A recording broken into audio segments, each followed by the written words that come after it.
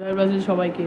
তো বিশ্বকাপ তার অবসর ঘটতে চলেছে, 48 ঘন্টার মতো সময় বাকি আছে। কারণ 3 দিন যদি ধরি, আমরা 3 দিন ধরবো না, কারণ আজকের দিনটা তো প্রায় শেষের দিকে, বিকেলে সন্ধ্যা হতে চললো, ভিডিও করতে বসেছি।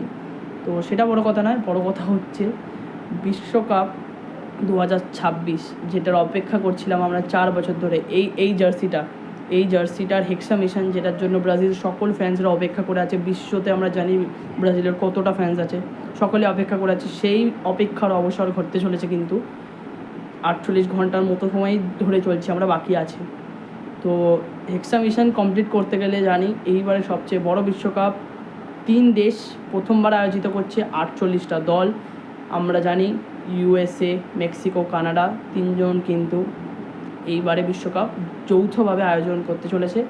এবং এইবারে ফিফা ওয়ার্ল্ড কাপ বল, যেটা সত্যি একটা ট্রমেটিক একটা জেনারেশন বা AI এর যুগেতে এসে যে আমরা দেখতে পারলাম যে এইবারে ফিফা ওয়ার্ল্ড কাপ বল ট্রিয়ন্ডাতে খেলা হবে। হ্যাঁ বন্ধুরা, নাম দেওয়া হয়েছে কিন্তু ট্রিয়ন্ডা, ট্রাই শব্দের অর্থ মানে 3টে দেশ যৌথভাবে যেহেতু আয়োজন করছে এবারে বিশ্বকাপ, তাই জন্য ট্রাই।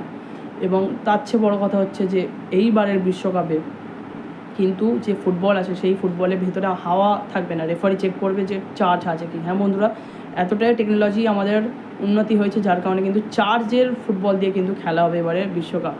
23তম এডিশন, এটা সবচেয়ে বড় এডিশন। 48টা দল কিন্তু মানে এইবারে ইনঅগ্রেশন বা তারা পার্টিসিপেট করছে। এবং আশা করছি আমাদের তাদের মধ্যে থেকে ফেভারিট দল ব্রাজিল। আমাদের নজর থাকবে গ্রুপ সিতে। আমাদের প্রথম ম্যাচ, মানে ব্রাজিল ফ্যান্সের প্রথম ম্যাচ, গ্রুপ সি এর প্রথম ম্যাচ কিন্তু হবে 14 তারিখ। এটা ইন্ডিয়ান টাইমিং আমি বলছি, 14 তারিখ 3:30। হ্যাঁ বন্ধুরা, ভোর 3:30 কিন্তু হবে। এবং হ্যাঁ, মধ্যরাত ধরেই চলবো আমরা ইন্ডিয়ান ফ্যান্স বা ইন্ডিয়ান যারা রয়েছে, ওই টাইমটা ম্যাক্সিমাম পপুলেশন কিন্তু ঘুমাবে, যার কারণে অনেকটা টেনশন ছিল যে এবারে ওয়ার্ল্ড কাপ দেখানো হবে কি না। যার কারণে কিন্তু অনেকে সরে যায়, প্রথমে রিলায়েন্স সরে যায়, তারপরে কিন্তু শোনানো হয় যে দূরদর্শনে দেখা হবে, কিন্তু সেখানেও দেখানো হয়নি। কিন্তু তারপরে একটা লম্বা চুক্তি জি আসে এবং লম্বা চুক্তি নিয়ে নেয়, এবং জি5 অ্যাপেতে আমরা ফোনে দেখতে পাবো পে করে, এবং টিভিতে কিন্তু দেখতে পাবো Unite8 Sports 1, Unite8 Sports 2, Unite8 Sports HD। এবং এই চ্যানেলসগুলো সত্যি ধন্যবাদ, যারা মিডল ক্লাস বা লোয়ার ক্লাস আছে, জি এইটা ভেবেছে যে ইন্ডিয়ান পপুলেশনে লোয়ার ক্লাস মিডল ক্লাসদের কথা, এটাই সবচেয়ে বড় বিষয়, এবং টিভিতে দেখানো হবে। তো খুবই একটা ভালো বিষয়। এবং তার চেয়ে বড়ো কথা হচ্ছে যে আমাদের ফিফা ওয়ার্ল্ড কাপ জার্নি কিন্তু শুরু হবে 14 তারিখ 3:30 সময়, ভোর 3:30 বললেই চলছে, ভোর 3:30 মরক্কোর সাথে। এই গ্রুপের সবচেয়ে টাফ দল কিন্তু মরক্কো, ব্রাজিলকে যারা টেক্কা দেবে। গতবারে সেমিফাইনালিস্ট ফ্রান্সের বিপক্ষে হারে তারা, কিন্তু তার আগে তারা প্রি কোয়ার্টার ফাইনালে স্পেনকে হারায়, তারপরে আর কি তারা হারায়। কিন্তু এটা মাথায় রাখতে হবে যে কোয়ার্টার ফাইনালে পর্তুগালকে হারিয়ে তারা ফ্রান্সের কাছে গিয়ে হারে। বাট এতটা জার্নি, একটা ফার্স্ট আফ্রিকান নেশন যারা কিন্তু যায় সেমিফাইনাল পর্যন্ত ফিফা ওয়ার্ল্ড কাপের হিস্ট্রিতে, এবং তারা কিন্তু আফ্রিকান নেশনস কাপের চ্যাম্পিয়ন, এটা বললেও হবে না। এবং আশরাফ হাকিমি, যিনি কিন্তু এইবারের যে হলো UCL পরপর 2বারের চ্যাম্পিয়ন টিমের, মানে তিনি পার্ট ছিলেন আশরাফ হাকিমি। এবং Yassine Bounou, one of the best goalkeeper এখন। এবং তার সঙ্গে থাকবে কিন্তু ইয়াং ট্যালেন্ট ব্রাহিম দিয়াস, তিনিও কিন্তু থাকবে। তো অবভিয়াসলি একটা টাফ তো হবেই, তো দেখা যাক কী হয়। এবং আশা করছি যে ভালো খেলা হবে এবারে বিশ্বকাপে। প্রথম ম্যাচটা কিন্তু টাফ হবে, কারণ প্রথম ম্যাচটা যদি ব্রাজিল বেড়ে যেতে পারে, তাহলে কিন্তু আমাদের গ্রুপ স্টেজটা ক্লিয়ার হবে। আপাতত গ্রুপ স্টেজে আমি নজর দিচ্ছি, কারণ তারপরে আমি এখন ভাববো না, কারণ গ্রুপ স্টেজ হয়নি। অনেক জায়গায় দেখানো হচ্ছে যে গ্রুপ স্টেজের পরে এই হতে পারে, ওগুলো আমি এখন যাবো না, কারণ গ্রুপ স্টেজটাকে কমপ্লিট হোক।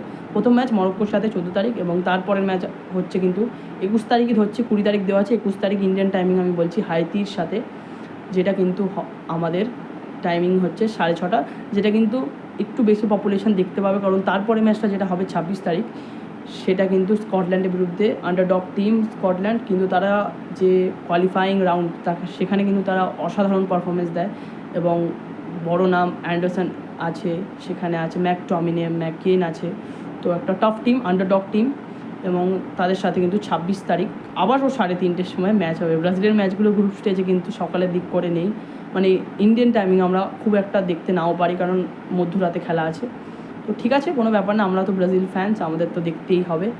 এবং আশা করছি প্রথম ম্যাচ যেটা অত্যন্ত গুরুত্বপূর্ণ, সেই ম্যাচে কিন্তু নেইমার জুনিয়র নেই, এটা ভুললে হবে না, কারণ এমআরআই রিপোর্ট আজকে কিন্তু তার হয়েছে। আমি চাইলেই গতকাল এই ভিডিওটা করতে পারতাম, বাট আমি করিনি, কারণ আমি জানি যে কতটা ইম্পর্টেন্ট আমাদের সকলের জন্য এই ফিফা ওয়ার্ল্ড কাপ জার্নিতে হেক্সা মিশনটা কমপ্লিট করা। কারণ এর আগে কিন্তু 24 বছরের অপেক্ষা, প্রথম থেকে আমি বলছি 24 বছরের অপেক্ষা কিন্তু হয়।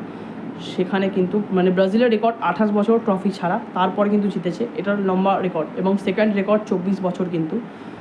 সেখানে সেটাই লাগাম দিতে চাইবে, 28 বছরে ওই মার্কটা রিচ করতে চাইবে না, কারণ তাহলে কিন্তু পরের বছর যদি 2030 যদি না হয়, তাহলে কিন্তু রেকর্ড হয়ে যাবে যে এত বছর জেতেনি ব্রাজিল। তো আশা করছি এই 24 বছর রেকর্ড এবারে থামবে, এবং আমরা হেক্সা মিশন, যেটা অনেক বছর 2002-এর পর একবারও জিতিনি, সেই অপেক্ষাটা করে আছে। যে ট্রোলটা আমাদের হয় ব্রাজিল ফ্যান্স হিসাবে, সেটা আমরা পার্সোনালি আমি বলতে চাইবো। অ্যাঞ্চেলোটি জানি একজন মাস্টার মাইন্ড কোচ, তিনি ডাগ আউটে বসবেন, ইটালিয়ান মাস্টার মাইন্ড, তিনি কী না দিয়েছেন রিয়েল মাদ্রিদকে আমরা সকলেই জানি। তো আশা করছি একজন মাস্টার মাইন্ড বসার কারণে আমরা সফল হব, এবং তার যে ইম্প্যাক্টটা হবে সেটা আমরা সকলেই জানি। এবং আশা রাখছি যে হেক্সা মিশন কমপ্লিট হবে। 2002-এর পরে একবারও জিতিনি, 7 আপ লোকেরা বলে লাগায়, মানে রাগায়, আমাদের আর্জেন্টিনা ফ্যান্সদের কথা বলছি, 7 আপ বলে রাগায় 2014 সালে ওই বাজে হারটা ঘরের মাঠে, আমরা এখনও ভুলতে পারিনি। এবং 2022 সালে যে হারটা কোয়ার্টার ফাইনালে ক্রোয়েশিয়ার সামনে আছে পেনাল্টি শুট আউটে, নেইমার জুনিয়র অত সুন্দর একটা ওয়ার্ল্ড ক্লাস গোলের পরেও কিন্তু আমরা পারিনি, আমাদের হয়তো ভাগ্য সাথ দেয়নি, কিন্তু ঠিক আছে, ভুলে যেতে হবে এটা। ওই হারটা কিন্তু 2022 বা 2014 সেটা কিন্তু এখানে লাগছে, বাট স্টিল আমাদেরকে ভুলে গিয়ে এগিয়ে যেতে হবে 2026 হেক্সা মিশনে। হ্যাঁ, নেইমার জুনিয়র যেটা বলছিলাম, প্রথম ম্যাচ মরক্কোর সাথে, সেখানে কিন্তু থাকবে না নেইমার জুনিয়র। এমআরআই রিপোর্ট সেটাই বলছে, মাংস পেশিতে, হাঁটুতে তার একটা পেশি আছে, সেই পেশিটা কিন্তু তার ছিঁড়ে গেছিলো, এবং তিনি রিপেয়ার্ড হয়েছেন।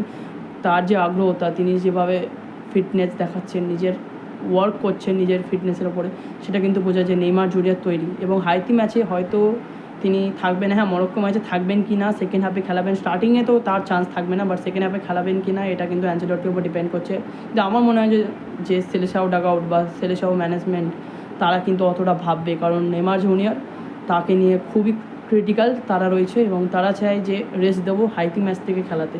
তো দেখা যাক কী হয়, হোপ ফর দ্য বেস্ট। আশা করছি তিনি থাকবেন, এবং আমাদের হাইতি ম্যাচ জিতলে হবে না, শুধু প্রথম ম্যাচটা জিতলে কিন্তু ভাই গ্রুপ শেষ থেকে বেরিয়ে যাবে। যারা ফুটবল অতটা ফলো করে না, যারা ব্রাজিল ফ্যান্স তাও, তারা কিন্তু প্রথম ম্যাচটা দেখলেই বুঝতে পারবে।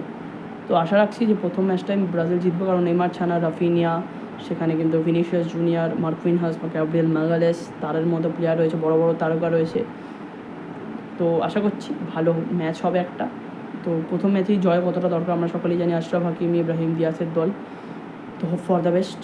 আশা করছি জয় নিয়ে মাঠ ছাড়বো। ইউনাইটেড স্পোর্টস 1, 2 এগুলো আছে, সেগুলো টিভিতে সম্প্রচার হবে, এবং ব্রাজিলের কীটা মানে কোনখানে উইকনেস আছে, হ্যাঁ সেগুলোও কিন্তু আমি জানিয়ে দেবো ম্যাচ প্রিভিউতে 13 তারিখে। তো সেখানেও কিন্তু প্রেডিকশান দেওয়া হবে দুটো টিমেরই স্টার্টিং 11 নিয়ে। এবং যেটা বড় কথা, যে ব্রাজিল এর আগে দুটো কিন্তু ফ্রেন্ডলি ম্যাচ খেলেছে, 3 তারিখ এবং 7 তারিখ, যেখানে কিন্তু দুটো ম্যাচেই, একটা ম্যাচে 6-2 গোলেতে পানামাকে হারায়, এবং তারপর একটা টাফ চ্যালেঞ্জ যেহেতু ছিল ইজিপ্ট, যেখানে ম্যারমোস প্লাস এইবারের শেষ বিশ্বকাপ খেলা মোহাম্মদ সালাহ, তাদেরও নামানো হয়। বাট এনরিক, আমাদের যে জোয়াও পেদ্রোকে না নিয়ে এনরিককে চান্স দেওয়া, কত বড় সুযোগটা যে তিনি পেয়েছেন, কত বড় তিনি আমাদের অস্ত্র, সেটা কিন্তু দেখিয়ে দিয়েছেন এনরিক। ব্রহ্মাস্ত্র বললে চলে এনরিককে, তিনি কিন্তু গোল করেন এবং ব্রাজিল 2-1 ব্যবধানে হারায়। এবং তারপরে সেই ম্যাচটাতে কিন্তু ওয়েসলির একটা চোট আসে, আমাদের রাইট ব্যাকের কথা বলছি, তিনি কিন্তু ছিটকে যায়, মানে রুলড আউট হয়ে যায়। ব্রাজিলের ইনজুরি আর কিছু বলার নেই, এটার মিলিতাও থেকে শুরু করে এস্তেভাও, রড্রিগো, এদের কিন্তু ইনজুরির কারণে ছিটকে যেতে হয়েছে। তো এদের খুব মিস করবো, এবং ওয়েসলিকেও খেলাবে না। কিন্তু আমি শখ বলছি এডারসনকে কেন নিয়েছে, তো যদি নেয়ারই হতো তাহলে আমি বললাম অবভিয়াসলি জোয়াও পেদ্রোকে নিতে পারতো। তো দেখা যাক কতটা সাকসেস দেয় এডারসন, কারণ তিনি একজন ভালো ফুটবলার, ইয়াং ট্যালেন্ট। এবং অ্যাঞ্চেলোটি কোচ হওয়ার পরে কিন্তু খুব একটা খেলায়নি এডারসনকে, চান্সই দেয়নি বললে চলে। তো দেখা যাক কী হয়। নেইমারকে প্রথম ম্যাচে না পাওয়ার চান্সেস কিন্তু বেশি, দেখা যাক যদি খেলায় অ্যাঞ্চেলোটি, যদি দরকার পড়ে তাহলেই কিন্তু খেলাবে, কারণ যদি ব্রাজিল 2-0 বা গোলের লিডে থাকে তাহলে কিন্তু অ্যাঞ্চেলোটি রেস্ট দিতে চাইবে। তো hope for the best. Prediction আসবে 13 তারিখে, ততক্ষণের জন্য প্রথম ম্যাচ আমরা সকলেই জানি অনুষ্ঠিত হবে। খুব খুব ইম্পর্টেন্ট ম্যাচ। যারা আছেন fans, football fans, others team আমি কিন্তু অতটা ফলো করছি না এখন, তো অতটা জানি না। প্রথম ম্যাচ জানি 12 তারিখ অনুষ্ঠিত হতে চলেছে রাত্রি 12:30টায় ইন্ডিয়ান টাইমিংয়ে। তো হোপ ফর দ্য বেস্ট। ততক্ষণের জন্য 13 তারিখে আসবে ম্যাচ প্রিভিউ। তো ততক্ষণের জন্য টাটা এবং জয় ব্রাজিল। বিশ্বকাপ শুরু হতে আর 2 দিন। তো জয় ব্রাজিল।